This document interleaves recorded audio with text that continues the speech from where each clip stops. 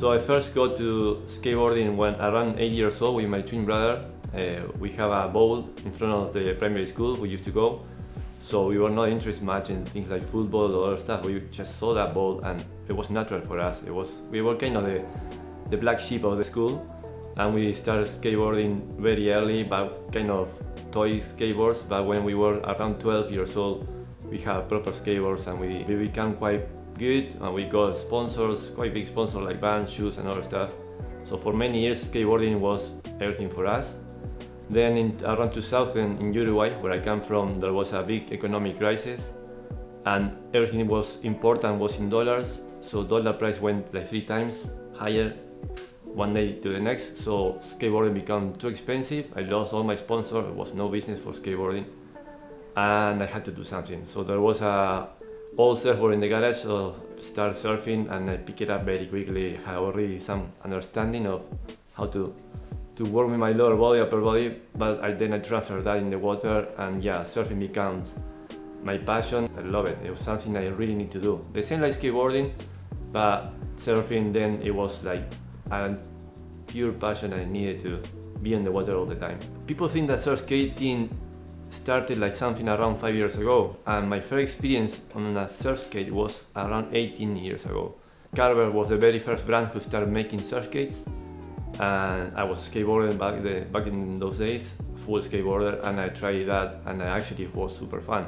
When I moved to Scotland, I was working many times years before as a surf teacher, surf coach, and I mixed my experience from skateboarding and surfing, and surf skating was kind of the perfect tool because here Scotland is not that consistent in the East Coast, so there's something I had to do to keep having fun, to keep fit.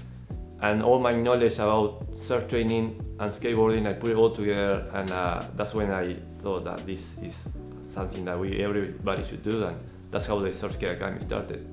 So the Surf Skate Academy is a methodology of training using surf skates, which is a type of skateboard with a lot more field of movement that simulates surf movements. I teach in Dundee, in Glasgow, in Edinburgh, and East Lothian. And basically the main thing about the Surf Skate Academy is to understand the biomechanics of surfing using surf skates. So the main thing is the understanding. People will get better on top of the board because we're gonna do a lot of exercise, lot of drills and many repetition to create that muscle memory. When people understand better how to work with their bodies on top of a board, on top of a surf skate, they're gonna progress a lot better, a lot quicker. I use Yo Surf Skate, it's a brand from Basque Country, from Spain. These guys, and basically a surf skate it's similar like a skateboard, but the main thing is the surf skate adapter, which is this front track that turns in like this and make you feel like you're surfing in concrete. I personally like to use longer wheelbase because that means I can go lower in my center of gravity and have a lot more power, transfer that power to my surfing. But yeah, depending on what I'm doing, if I'm doing flat training, I use longer wheelbase. If I go to a skate park and need something a bit more responsive, I use shorter wheelbase. I also have a lot of different models for my students, so depending on their height, their weight and their style, we can go longer, shorter decks. So that's something about something important about to work in a good brand, that you have a lot of variety. For everybody will have their own good surf skate for own style. So personally, surf skating make me feel young because I'm getting old, but yeah, I can't surf that much now. I have a son, I have the business. Surf skating makes me feel like I'm still surfing somehow. I'm working with primary schools and high schools and many different charities that really support people with mental health issues, with insecurity and things like that. So all my projects are trying to keep growing the academy, but also some kind of help community, help kids.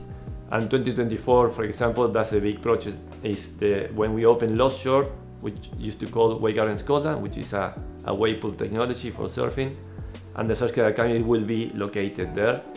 So that will be absolutely amazing, reach more people. We will have all the video analysis and technology, the wave ramp, the area and the wave pool, so people who train surf skating then can go right away to the wave pool and transfer that muscle memory right away. So that's one of the big projects for me, 2024.